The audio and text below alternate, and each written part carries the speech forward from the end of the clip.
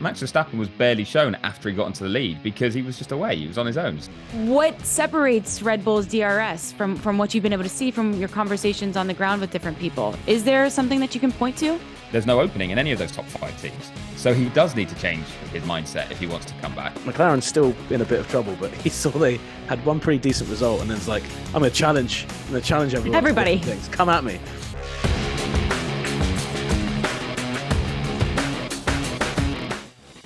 Welcome to Unlapped. Katie George and Nate Saunders. Lawrence Edmondson is on holiday, and I imagine he deserves it after what was an outrageous Australian Grand Prix.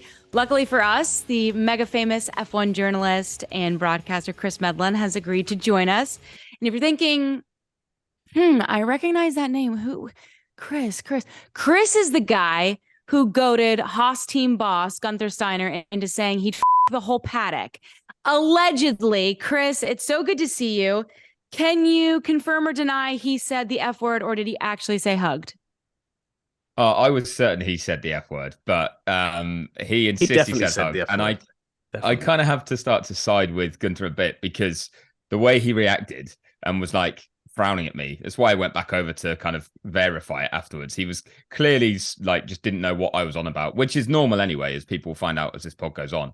Most people really struggle to understand what I'm on about. But yeah, with that one, I had to take the blame, I think. But I've seen people are doing like T-shirts of it. It's getting printed up everywhere now. It's just it's gone big. I'll tell you, when I was watching the Drive to Survive episode, before I even knew you walked back to confirm if that's what he said, I actually took my Apple TV remote and I went back a couple seconds and I was like, did he say what I think he said? Like on an interview like that? And then obviously I listened to it a couple times before I realized that you guys had the whole conversation. I was dying laughing. I thought it was again, why we absolutely love him. And he's one of the greatest personalities in the paddock. Yeah, the great thing with that was fun. The great thing with that was I got 2 doses of it. So I remember that happening last year, like at that in time. real life. Meda's talking about it like, I had this crazy interview with Gunther Steiner the other day, and we're like, told us about it, and I'm pretty sure it made a few ripples at the time, didn't it? Because it was part of your radio show, and then it kind of died out and it wasn't there, and then obviously we get in with the season. So then when the Netflix episode starts, I think Netflix put that out as a teaser, and I said, Medas, I think your interview is going to come back. But yeah, he definitely dropped an F-bomb. No one can convince me otherwise. Well, the one person I want to out for this is Stu Morrison, the PR at Haas, who pulls that face where he knows what he's heard too, that he hears the F-bomb. And then when Gunther asks him, he's like, I don't know. Did you swear? I didn't think you swore. It's like he was playing both sides. Yeah. I love it. Both of you not in Australia this past weekend. You were at a friend's wedding. First and foremost, I hope the wedding was awesome. From the one photo that Nate posted online, I think it looks like you guys had plenty of fun. What did you think of the weekend overall? Because I'm sure you got a chance to sit down and watch the Australian Grand Prix. Yeah, I mean, pretty wild. I mean, from our side, it was a 6 a.m. start in the UK. Mm-hmm. And usually when you get up that early, you think, okay, I'm in it for what, hour and a half, 2 hours. And recently Formula One has made it so that whenever you watch a race, there's going to be afters. There's going to be something happening at the end. I mean, I thought it was pretty chaotic. I mean, actually, before, we'll get into what happened at the end. I thought the first 15 laps or so were really, really good fun. A lot happening, a lot of good battles. And then that red flag kind of ruined, the way the race was kind of shaping up at that point. Then it kind of got a bit dull. And then, of course, all hell broke loose at the end and kind of everyone wasn't really sure what was going on. But a decent race, I thought, and kind of annoying. One of those races where it was a bigger case of what the race could have been rather than what it was, just because of outside circumstances, which is always frustrating. But at least it shows that there can be some good races this year, because it was really shaping up to be a pretty good one. Yeah, it definitely taught me why I make sure I go to all the races and don't try and cover them from home, because the time zone was a killer, and I was doing the wedding and then going and working. But also there, with all the delays, you make plans, don't you? You're in and around your home life. So you kind of say you can do things or help people.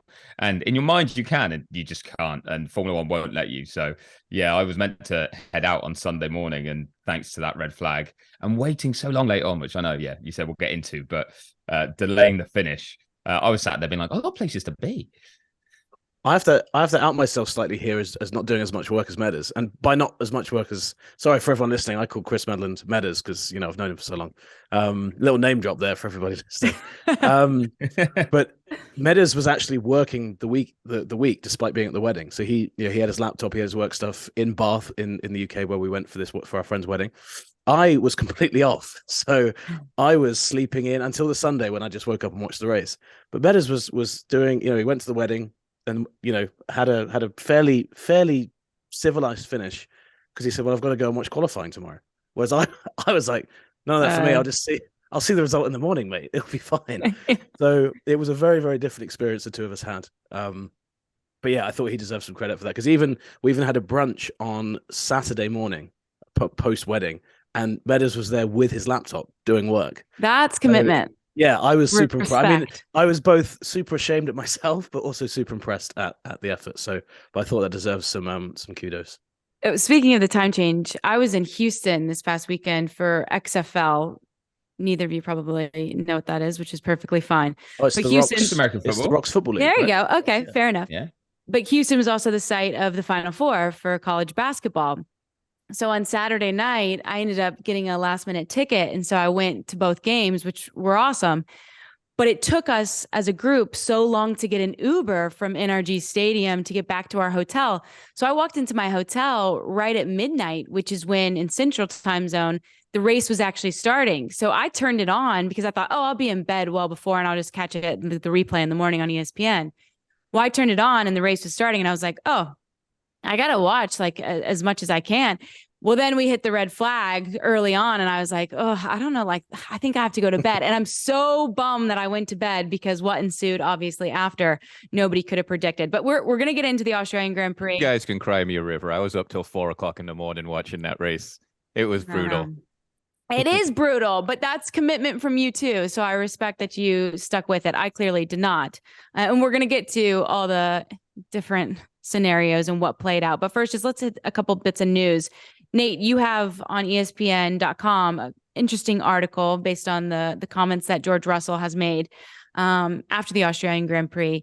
He thinks that Red Bull is holding back. The quote is, they're almost embarrassed to show their full potential because the faster they seem globally, the more the sport is going to try and hold them back somehow. What do you make of Russell's comments? Pretty cheeky. And I think that I'm pretty sure Max responded and Christian both kind of were like, well, if anyone knows about holding back pace, it's Mercedes from back when they were dominating. I mean, I feel like there's a big thing, a big premium in Formula One on this idea of sandbagging, fans call it in testing, when teams are holding back some pace. Mm-hmm. And I feel like, I don't know, I'm not sure how much I buy it. I mean, yes, on the one hand, if you do have a big advantage, you're like, well, let's, I think it's more a case of Red Bull probably haven't had to push their car fully yet to win a race. It's probably more a fair statement. I don't see why you would necessarily hold back, unless because there's an inference there, isn't there, that the car is somehow not fully legal, which is where it gets interesting. So I think that's the bigger part of it. And I think that Russell obviously thinks they can win all 23 races, is what he said in Bahrain. And so it'll be interesting. It'll be interesting to see if he clarifies that when we get to Baku. If he says no, I didn't, I wasn't inferring anything, or if he kind of doubles down and says no, I think they are worried that the sport will kind of peg them back with some regulations or something like that, which it wouldn't be the first time it's happened. Okay. I think it would be the quickest it's happened for a dominant team. Mercedes actually had a rule change in 2017, which they then came through and were still the best team, despite having dominated before. So it has been done before. But I don't know. It seems maybe Russell's just trying to, prompt the FIA into doing that. I'm not quite sure. Chris, can you give us some examples from the past of where maybe the FIA steps in and makes regulation changes? It tends to have been actually, as Nate said, around Red Bull dominance in the past. In 2009, they didn't step in and outlaw the double diffuser immediately. They did it the year after. So you had a few teams that had a double diffuser, and then Red Bull were one of those that were going to go down that route. But from 2010 onwards, you weren't allowed it because it's too much of a differentiator. But then it became blown diffusers, and then they banned those as well, or the way that you could use those. So it tends to be about kind of rear car performance as well. And that's something that Red Bull has been very, very good at. So there's been a few. I mean, we can even talk about things like the floor changes. Yeah, we had it in 2021, cutting out part of the floor that seemed to just kind of suit Red Bull a little bit more than Mercedes. And if you think Mercedes had it fairly comfortable in 2020 to win the titles, but 2021 was great. So there's been a few like that, and it tends to revolve around, the performance of the car at the rear. But I think Red Bull are very aware that they can't run away with this. incredibly anyway. Just from a marketing point of view, all their sponsors are turning around going, I've spoken to some members of the team and they're like, this doesn't look great. We're not getting seen. I mean, if you think anyone who watched the race on Sunday, Max Verstappen was barely shown after he got into the lead because he was just away. He was on his own. So even the teams themselves that are dominating, they want to win and they want to show they're better than everyone, but they also want to do that with the full value of that victory, if that makes sense.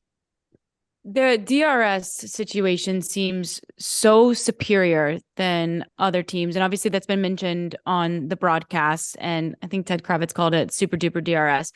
And if you guys knew exactly what went into the creation of the DRS and why it's working at such a high level, I'm sure that you'd be hired by all of these teams to help with the design. What separates Red Bull's DRS from what you've been able to see from your conversations on the ground with different people? Is there something that you can point to? The only term I can use is efficiency. It's just that, when they flick it open, they get such a big gain. And if we think last year, Red Bull actually had trouble with their DRS because they were pushing the kind of limits of it so much. So it was a little bit weak. And I think it's that they've managed to get it so it's lightweight enough, because obviously weight's been a big issue for all of these cars throughout the past 2 years. So it's still lightweight enough, but performant enough in terms of the gap that opens up and the top speed advantage they get. If we look at when Max overtook Lewis, the end of that lap, so he overtook him halfway round, and at the end of that lap, he was 2 seconds clear.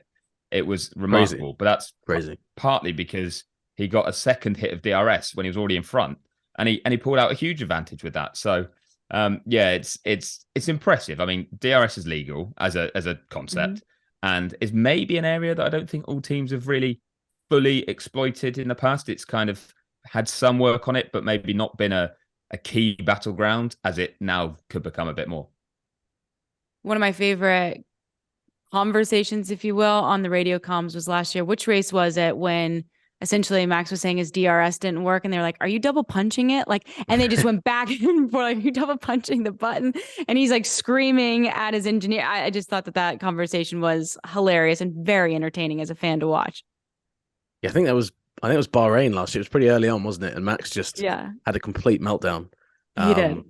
Yeah, and I mean that's one of the last things you want to hear when you're trying to troubleshoot an issue is somebody on the other end saying, "Is it the most obvious solution?" You're like, "It's clearly not that." So I did kind of sympathize with him at that point. Yeah, clearly no DRS issues so far in the 2023 season. Possible format changes coming following discussions on changes to the sprint race weekends. Formula One teams have apparently reached an agreement on amendments to the Azerbaijan Grand Prix weekend format, which is the first sprint race weekend of the season. So for those listening, the current sprint weekend format is to have FP1 and qualifying on the Friday, FP2 and the sprint on Saturday, then the Grand Prix as usual on Sunday. Nate, would you like to simply describe the new format that's being proposed as to what we can expect in Baku? Yeah, so what's being floated around from everything we understand is FP1 and qualifying as normal on a sprint weekend. Then Saturday turns into sprint qualifying and then the sprint. So Saturday effectively becomes its own day, kind of separate from everything else. So you qualify on Saturday, and that's where you line up on the for the sprint race. Then Sunday, the Grand Prix itself, you start where you qualified on Friday, which for purists it means your qualifying session actually does it's qualifying for the race, and it's a sprint qualifying has its own session. So you're losing a practice session from a sprint weekend, and you'd already lost one anyway for a sprint weekend. So sets up if that is what they go with, it sets up a pretty interesting weekend because we talked about it last week, didn't we, Katie, about the idea of giving points in practice. There's this push towards making more and more sessions competitive and fewer sessions that the teams can kind of use themselves. So interested to see if that does come off. It from what I understand, it seems like they're leaning towards that, especially, I mean, Baku itself, they're not really sure. It's been a bit shaky as to whether they actually wanted to do the sprint there at all. But I mean, Meadows might know better than me. Usually it's the case. But it seems like this is something they're pushing towards in terms of this format change. Yeah, it's certainly come from Formula One side, from Stefano Domenicali's side. He's really keen to kind of push this. He's been a big kind of proponent of the sprint weekend format. Can't say I'm personally fully convinced, because I think you make Saturday standalone. All you're doing is essentially making a double weekend where you've got two races, two qualifying sessions, two races. And if you've got a dominant team, it's two chances for the dominant team to qualify and pole and win the race. And people will complain that they're seeing it ran down their throats even more. So I kind of feel like the sprint was kind of along the right lines in the way it did influence the Grand Prix itself, I thought. But yeah, it looks like this is certainly the move, because what it does is eradicate FP2 from the previous sprint format, which was a Saturday morning and kind of a pointless session. It was just tired data gathering, and teams still got something from it, but not a huge amount. And for fans, it kind of then meant even less than normal. So it's just that push, as Nate says, to try and make even more competitive sessions during a sprint weekend. But pretty late in the day to be doing it if we think it's the next race. And they haven't signed off on it yet. It's not been officially confirmed or anything like that. So, and the funny thing is, you think they'd have to change the points, the point structure in the sprint, because like 1 to 8 only offering points at that point when it's a whole new race. Like they'd have to change the whole sprint concept, in my opinion. Yeah, they haven't. They've discussed that yet. But yeah, I think they'd stick with the points, just because they'd be saying to people, go and risk it a bit more to get into the points. They're not massive points paying races, which Max said in Australia that he was more like, well, I just don't like the sprint. I just stay out of trouble and wait for Sunday when the real race happens and the big points are on offer. So if you go to the Saturday and say, well, it doesn't matter what happens in this, there's no repercussions, then people might take more risk. But I think that's the only difference. My biggest worry with this all is, when does Formula One think is too much of a good thing? Too much racing, too much. And I think Meadows is completely right. You almost make two race weekends.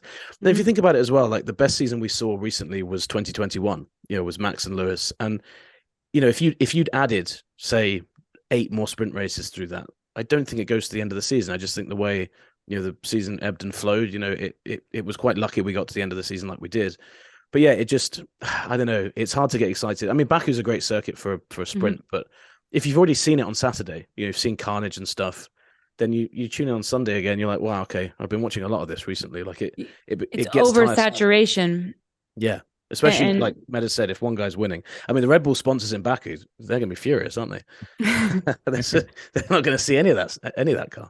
Well, Chris, to your point about Stefano Domenicali, he's not a huge fan of free practices. We know that. So from your all's knowledge and conversations with teams, are there proponents who like this format change and have been asking for a format change as it pertains to sprint weekends? Or are there teams or team bosses that are abhorrently against it? I think there's a bit of a split. I'm not aware of anyone who's completely firmly against it, because I think since we've gone into the budget cap era where you can actually be a profitable Formula One team, you don't have to put every penny into performance, then anything that starts to increase the revenues directly and therefore make your company more profitable has to be something you have to think about. Most of them do have shareholders or other bosses that they've got to keep in mind. And if they can turn around and say, yeah, we're going racing and it's fun, plus here, you're making a load of money out of it, then they're doing a good job, like as a business person. So I think that actually kind of softens the argument of just a purist going, well, that's not what Formula One is, because there's another aspect to it now.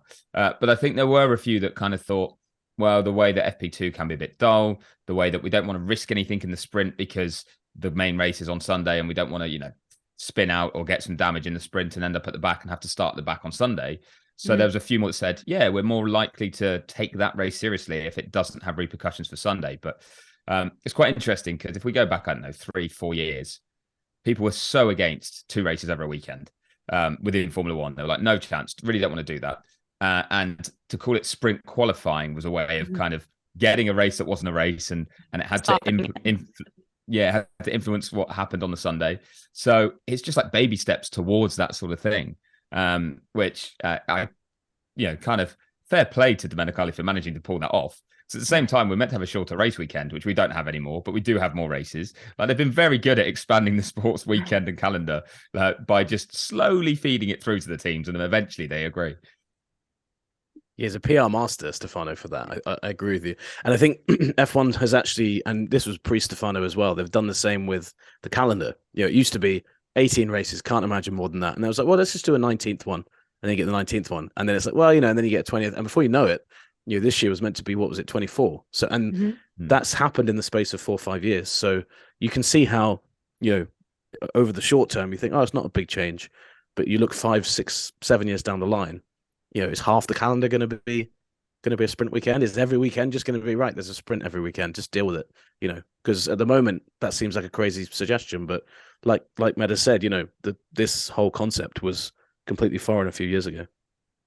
Yeah, and Stefano's comments about the practice sessions and not wanting, or saying he's not a big fan of them, came at a MotoGP race where they're doing sprints at every single event. So he might then go, well, look, it works there. And again, he can point to it commercially as the reason that teams should go for it, or even other members should be on board with it. So it's a fine balance to tread, because, I mean, there was a lot of teams that were in a lot of trouble during COVID. The sport hasn't always been as rock solid and as lucrative as it is right now. And sometimes you do have to capitalize on that, but at the same time, you don't want it to come to the detriment of the actual sporting product that's going out. You often think, can the sport get any more lucrative than it already is? There is one name and face that I think would be good to see back on the grid. And I know that Nate Saunders was happy to see this headline when he was partying the night away at the wedding. But Daniel Ricciardo obviously was at the Australian Grand Prix, the reserve driver for Red Bull, and he is aiming possibly for an F1 return next season. Nate Saunders, how excited were you when you saw this information? Yeah, I think you called that pretty accurately, Katie. Actually, I think I woke up and I was like, oh, that's pretty good news story. I mean, I think this is great, and actually not hugely surprising. I mean, we spoke to him in New York, didn't we, before the Red Bull launch, and even then, he seemed like a completely different person to last year. You know, he seemed so much more relaxed, so much kind of happier in this Red Bull role. And I really think that, you know, a lot of people second guessed this decision he made. I was one of those people. I thought, is this really the right thing for him to do? Like, he had the chance to stay on the grid with some other teams, but it does seem like it's just been the thing he needed. You know, the rejuvenation that he needed to just get over whatever it was that he was struggling with at McLaren. And he clearly still wants it as well. That's the thing. You know, he clearly still wants to be a F1 driver. Otherwise, he would have gone and done, you know, really committed to other things. You know, he's obviously, like you said, Katie, a massively marketable guy.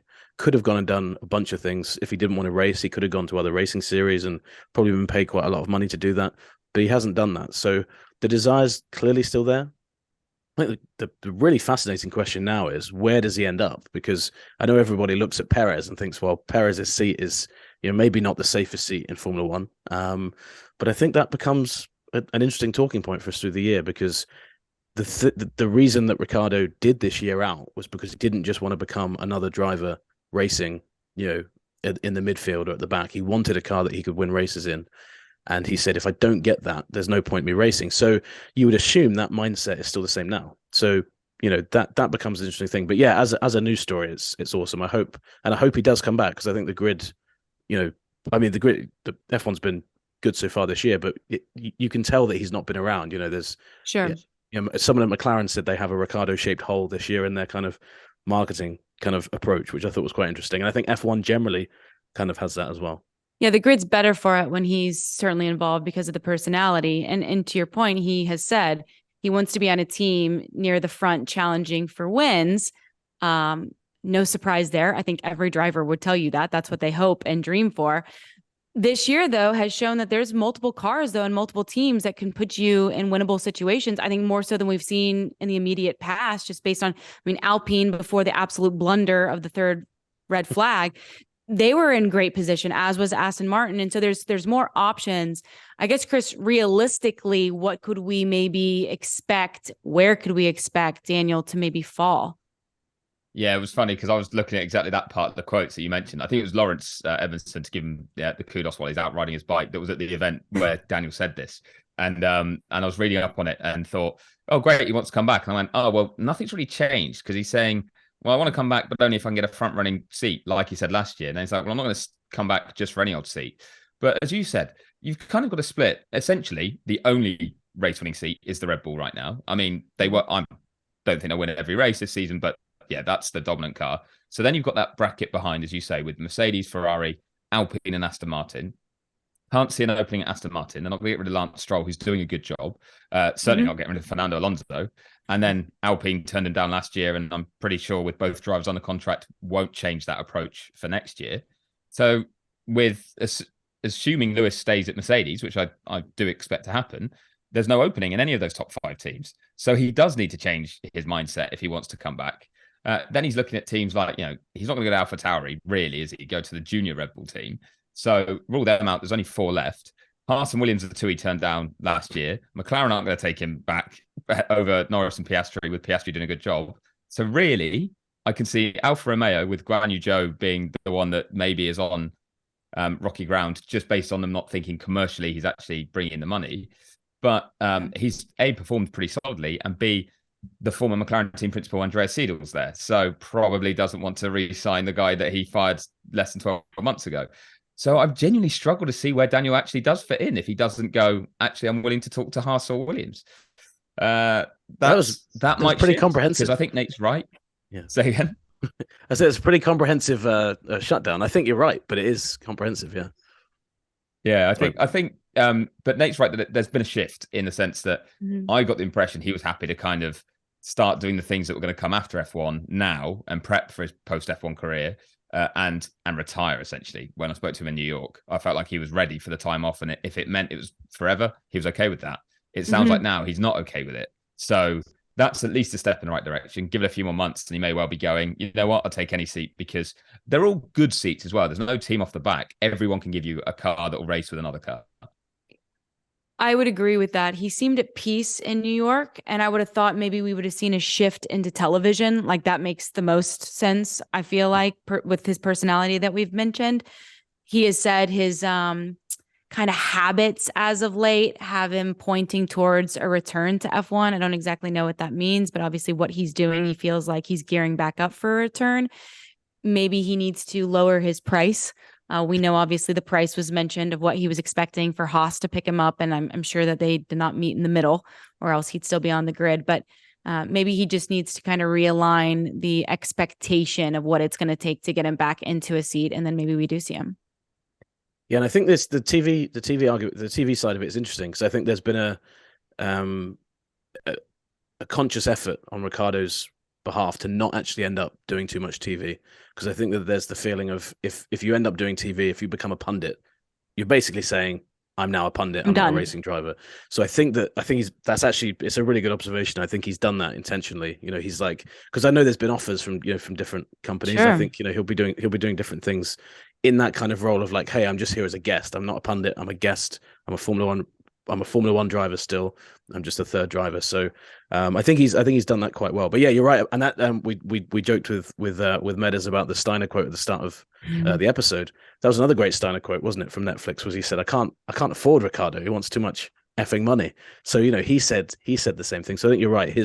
A year out, even if you are the most marketable guy, maybe behind Hamilton and a few others, I think you can't really expect a lot of money. So yeah, lots of question marks there for sure.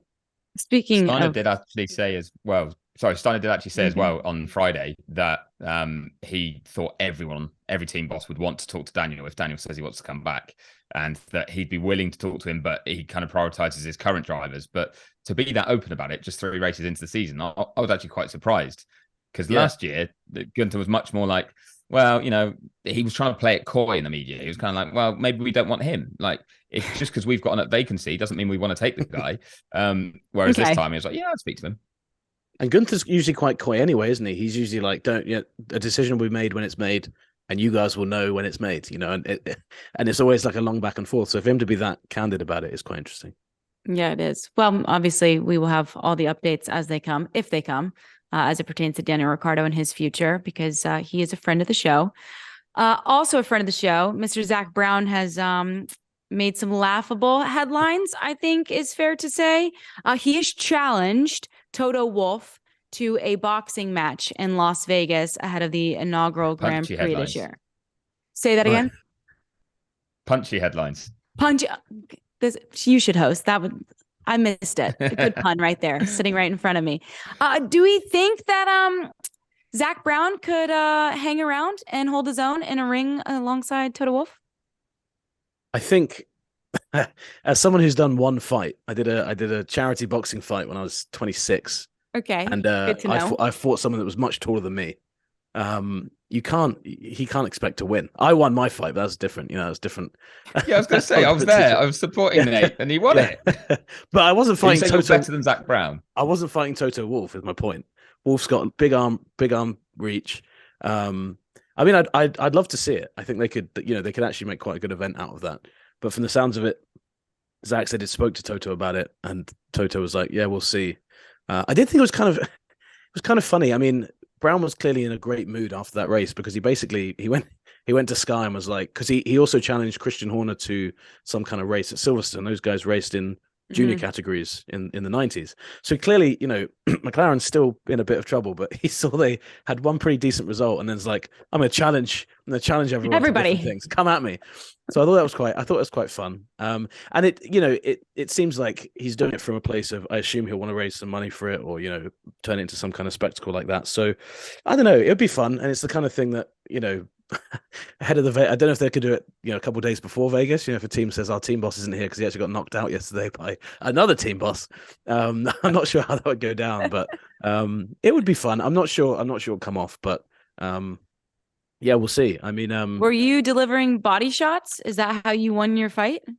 Yeah, a lot of body shots. I did connect a couple on the chin, and Meadows will tell you he was there. I won on points. I didn't knock the guy out. But so I'm very, very confident that if that fight went ahead, somebody like me could suggest to Zach Brown, hey, I'm sure you've always wanted to punch a journalist repeatedly. Let's go and spar together. So I might do that if the fight does come off and he needs some training. We'll put those hats on and we'll have a bit of a punch. But no, I think I like stuff like that. I think it's kind of fun. It's kind of lighthearted. F1 needs a bit more of it, but we'll see. True sprint races. Let's just have them all the team principals box, and that's where you start in a race. I'm in for that. Just now a Royal race only at the Vegas race. Just a Royal Rumble to decide the grid every race. That would be great. Wrestling fans. That's the crossover we need to see. Yeah. Is it though? Are we sure it is? Not sure. We need to see. Just for me. There's some good beef between certain team bosses that if they did something like that, it would matter. Or they'd want to get one up on the other one, which would be pretty entertaining. But like Nate says, I'm sure for charity they could do some pretty cool stuff. And yeah, I was there for Nate's glorious 100% undefeated record, and I would absolutely be there to watch Zach Brown punch Nate as well. I think that could be the undercard. We'll see. Anyway, I'm talking myself into some bad situation here, aren't I? I don't want to get you in trouble because you guys see them way more frequently than I do. Who's the most punchable team boss, and who's the team boss you have to protect at all costs? Like Mattia Binotto would have been my pick, obviously no longer a team boss at Ferrari, but who's that guy that you would protect at all costs? It's a pretty good question. If you're willing to answer. You are going to get us in trouble here, Katie. You're definitely going to get us in trouble. You have to be very careful how we answer this. I'll answer the one we'll protect at all costs. Okay. I think most people would protect Gunther from a punch, but I feel like he'd also take one. Hold his own in a fight. So I don't know if I'd need to. But no, I think they could all probably hold their own in different ways. I guess. That's a politician's answer. I'm just giving you. Yeah, a non-answer. Yeah, I think by the way, it's a very cop-out as well, but I think Andreas Stella, sorry, I keep doing that with him, but as the new McLaren team principal, he's only just gone in there. We shouldn't be really getting punched. That's why Zach gets put up. I think he has to take the punches for him at this point of his career, because that would be really unfair if you said to the guy, just promoted you, and by the way, fight. Now go stand in the ring. Yeah. All right, fair enough. I love it. I think the fight we all want to see, though, is Toto v Christian. I mean, that would be... Height differential, though, as you mentioned, Toto would have the advantage with the arm length. Just saying. Yeah, big time. But I mean, that one, Meadows rightly said some of the team bosses don't go on. That would be one where, even if it's for charity, there'd be some non-charitable punches thrown. For sure. But for that, I want to see Fred and Gunther in the ring with them, just to kind of stir things up, because they would be hilarious, I reckon. That would be great. No, they could be who's the coach in the corner that's ringside that always gets in their face and make sure that they wipe the blood, and they're giving them some coaching tactics. Like Gunther can coach up Toto and Fred can coach up Christian, or vice versa. But interesting premise. We'll see if it actually ends up coming to something when we get to Las Vegas. I want to focus now on the Australian Grand Prix. Chris, since you are our lovely guest, start wherever you'd like, because there's a lot, obviously, to dive into. We could start with the red flags, the restart chaos, the 8 drivers that did not finish. The world is your oyster here on Unlapped. I want to start with which team principal should punch which team principal. I think I'll start with the red flags, because I don't know if I'm in the minority here or not, but I feel like the right decisions were made. That the outcome of those decisions, some people are not happy with, fine, but at the time, the call was, what's the safest thing to do here? And it was to throw a red flag. I thought that certainly the last one that Max Verstappen got very upset about, learned exactly from what happened in Monza with Ricciardo's car not being able to be moved and the race ending under the safety car, taking too long, and everyone going, oh, we can't be having that. Christian Horner at the time said, should have red flagged it to make sure that that's not how it ended. Now, that wasn't with debris everywhere. It wasn't danger in that sense. Now, this time around, there was debris everywhere for Magnussen's car. One piece cleared the safety fence and actually cut a fan in the arm, which was a very unfortunate freak accident, but shows that motorsport still is dangerous for people at a trackside. Now, you couldn't have had the whole field running through there even after a safety car restart at 200 mile an hour with debris flying everywhere. If that got flicked up into a driver's face or something, it could be terrible. So I think they did the right thing. They had to clear it up, safest way and most effective way, because it wasn't just about doing it quickly. If you kind of said, look, you've got 5 laps, so you've got to get it done in 2, then maybe someone misses something. But if you go red flag, take your time, get it fixed, and we'll restart, then I think that's a good thing. And people that say it's for entertainment or trying to create a false sporting event, I mean, you're asking the drivers to deal with the utmost pressure with 2 laps to go on cold tyres, but you're asking them to rely on their skill. You're asking, they're the best drivers in the world, or meant to be. So I didn't actually see a problem with it. So when we had the third restart, which would have been lap 57 of 58 laps, we obviously saw Aston and Alpine have their chances of a great finish for both cars stripped away. There was a lot of conversations then that ensued of what does the FIA do in terms of the restart order to finish the Grand Prix. Nate, did you think that the FIA, even though obviously it took a very long time and Sky Sport pundits were trying to figure it out in real time, I always feel for them because it's like they're just talking through all these different very confusing scenarios as they await the final decision. But did you think that the FIA did the right thing given how many cars were knocked out and what they ultimately decided to do? Yeah, I think they did the only thing they could do. I mean, it was chaotic, and I think that David Croft and Jenson Button did a pretty impressive job on the world feed of actually explaining that. And it was, I mean, I've got to say, I don't know if you guys were the same, but there was a split second, maybe a bit longer, when I was like, Hulkenberg's going to be on the podium here because he was up to 4th. Sainz was clearly going to get a penalty. I don't know why Sainz thought he wasn't going to get a penalty. I think he was more upset that it dropped him out of the points, but either way.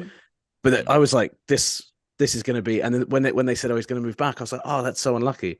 But you actually look at it and the ruling, I'm paraphrasing exactly, but you have to start the grid from the last time you could take a clear and concise order.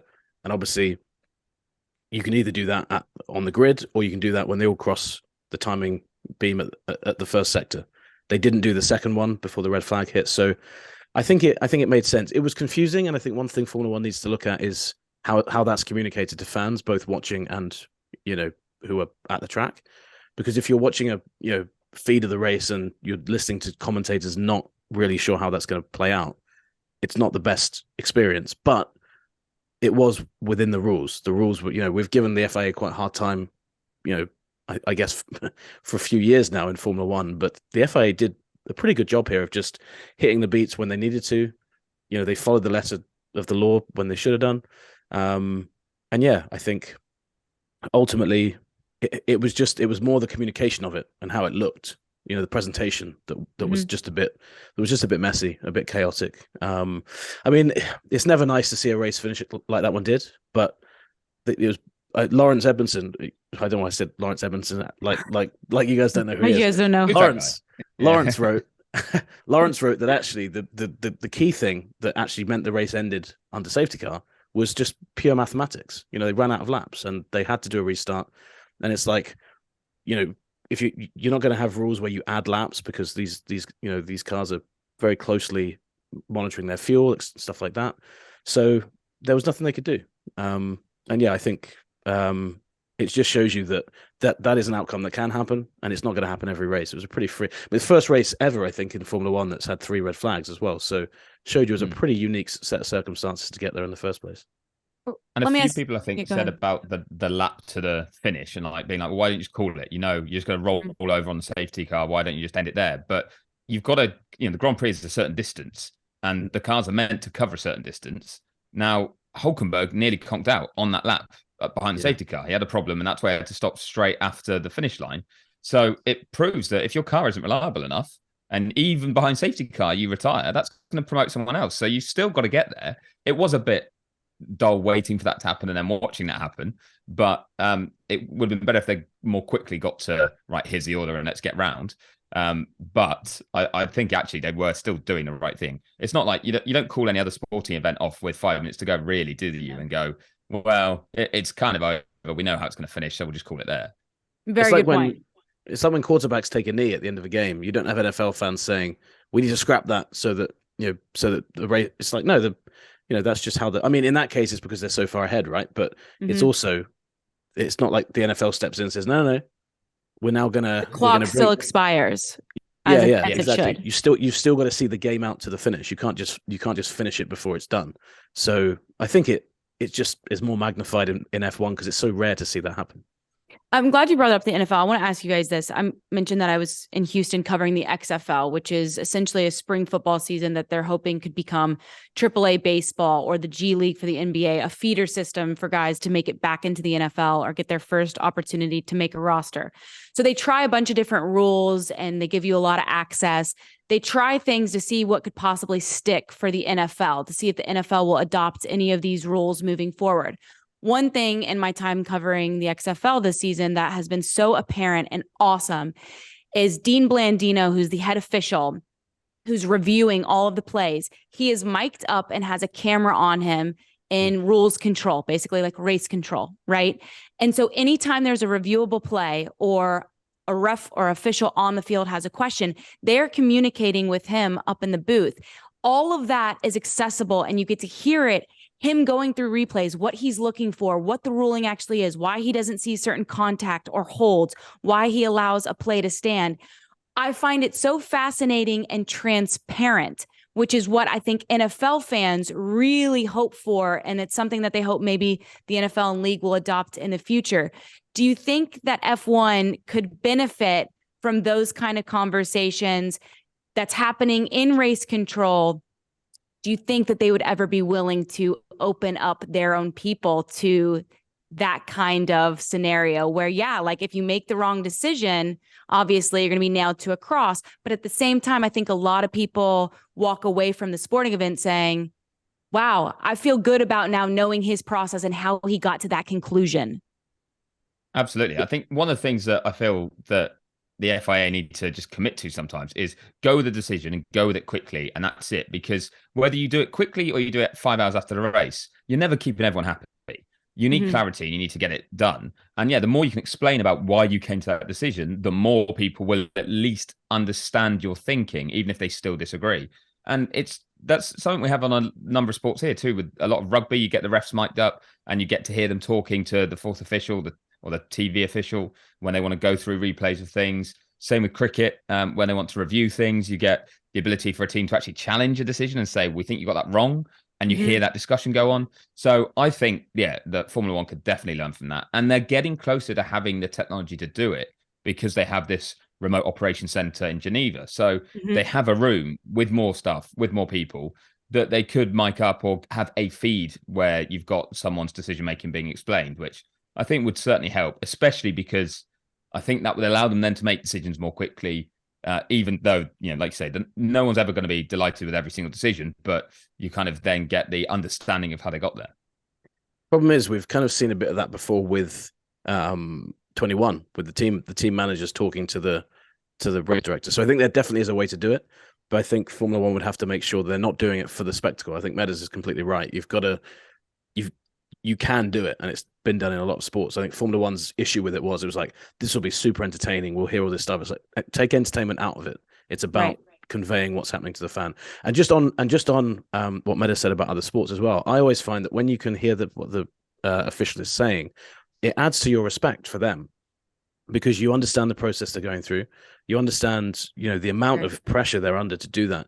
And I mean, rugby union is a great example in the men's game. You have these tiny refs who are like 5'6", and they're talking to these guys that are like 6'4", 6'5", and the respect that they have from the players is, I mean, it's one of the great parts of rugby union. And you can hear the referees talking to them, and these tall players are like backing off, like, okay, cool, great decision. So I won't, and it's really good because you come away from it with a sense of this ref is really in control of what's happening. Even if you don't necessarily agree with the decision you see, you're like, okay, well, I've heard his rationale for it, and it makes a bit of sense. And that's often the issue with the FIA, is that they make decisions and there's no rationale until we get some 4-word sentence in a report 2 hours later. And of course, most fans don't see that. Me and Right. the journalists in the media center do, but most fans kind of leave switch the TV off, being like, well, I don't really understand what happened there, and then they won't find out about it until maybe even the next race. I think it really could add to the quality. And to your point, I come away with a lot more respect for the job that they are tasked with doing. Chris, when you look at some of the teams and the way that they finished, okay, it was somewhat of a disaster for Ferrari. Obviously, George Russell gets knocked out, but Lewis Hamilton is back on the podium, and the Mercedes looked like it had great pace this weekend. McLaren bounces back in a big way. Fernando Alonso back on the podium for the 3rd straight race of the season. What was your biggest takeaway from some of these storylines from the teams that I just mentioned? Genuinely, that so many teams have good things going for them. It didn't all come together for every team, but as you've just run through, obviously Red Bull dominant, but Mercedes with some progress, and Lewis being really good. If George hadn't had his retirement, who knows how well it could have gone for both.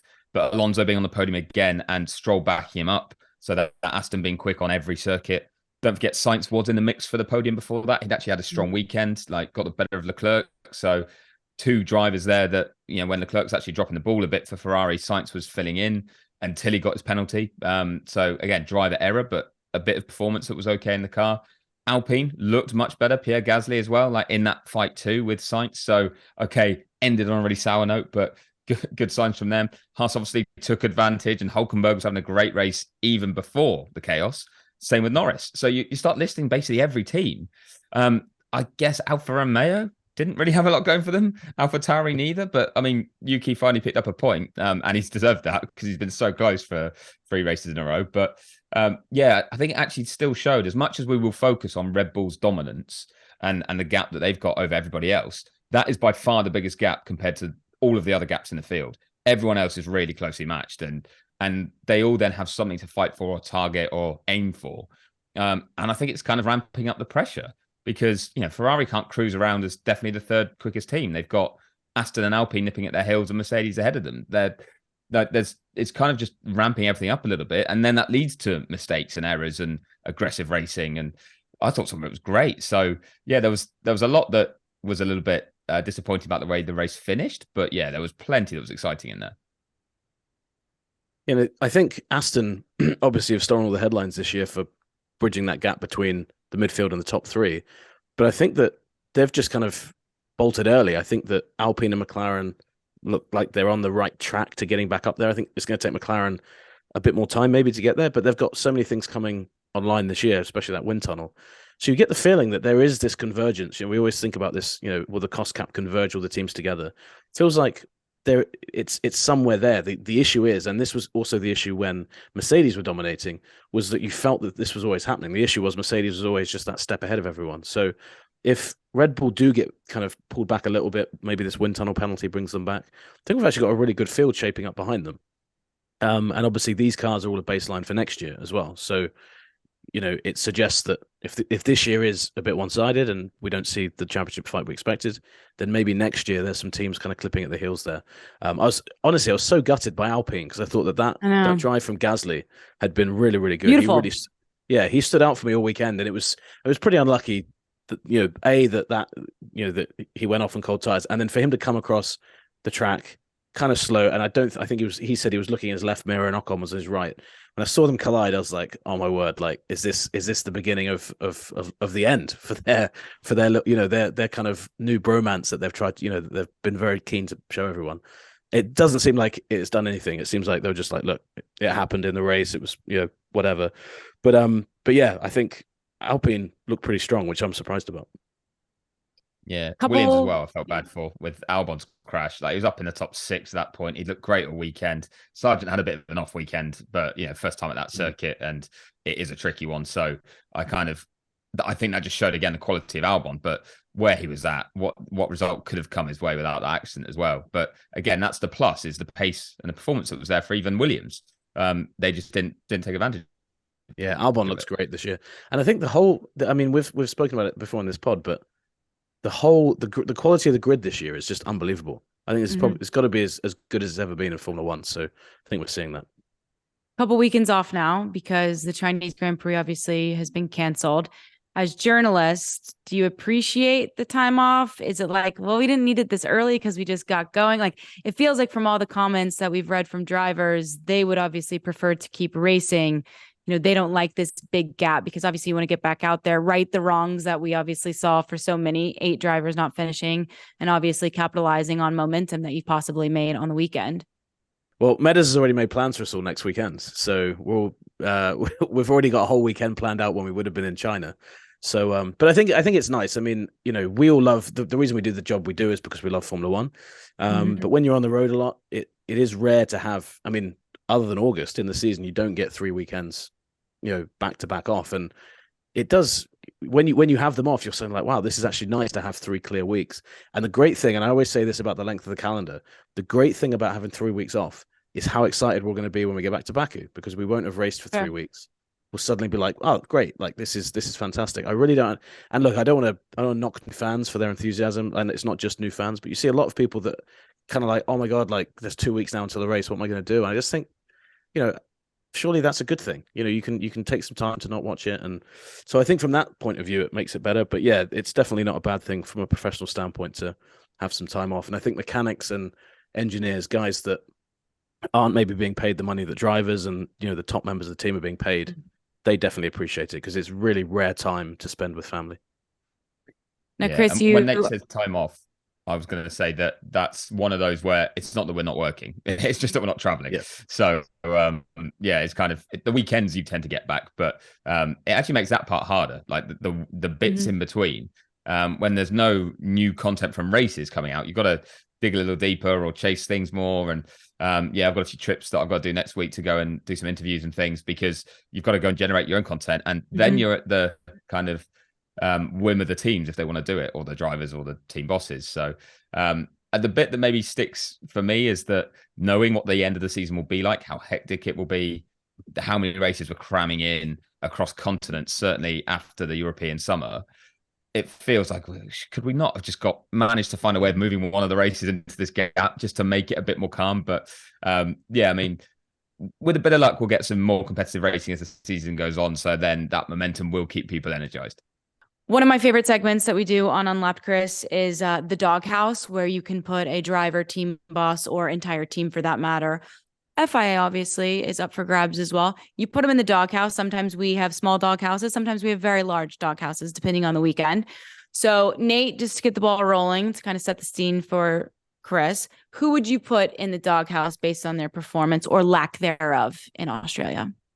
So I'm going to put a slightly different one to normal. I'm going to put, and I don't know exactly all the names, but they were summoned before the stewards at the end of the race. I'm going to put the organizers of the Australian Grand Prix, not for the event they put on, but for the fact that they allowed some fans on the track before the race had finished, which in racing is pretty much the worst thing that you can let happen, especially if, you know, you're organizing an event. Luckily, no one was hurt, but, you know, we saw fans on the track in Silverstone last year.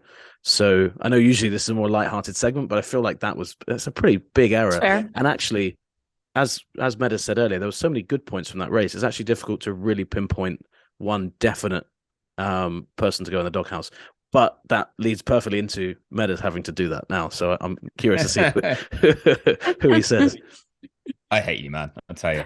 Right. I was trying to think quickly, and if I had to pick a driver, I might actually edge towards Charles Leclerc, because I feel like Leclerc just didn't have a smooth weekend, and then he took on a bit of blame for the incident himself.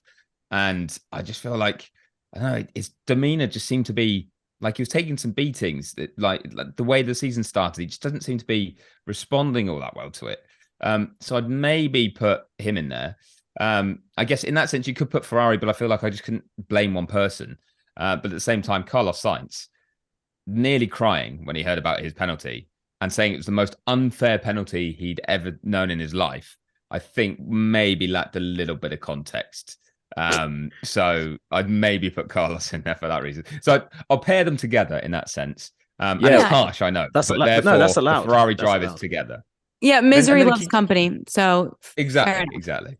I actually am right there with you. I was going to put Carlos Sainz into the doghouse, mainly because obviously your teammate is out of the race early on. All the pressure now is on your shoulders. To the point that you mentioned earlier, he drove a great race and then he unnecessarily spins Fernando Alonso, knocks him off. By the way, I would have been shitting myself thinking about what's to come after the fact in the paddock for spinning out your own countrymen. But then you have to tack on the penalty and then you finish outside the point. So at that point, I just feel like, yes, obviously you have to be aggressive, but at the same time, you need to maintain some kind of consistency and stability and play it safe just to make sure you end up in the points for your team. And obviously that did not happen. So Carlos Sainz would be my doghouse selection. Fair?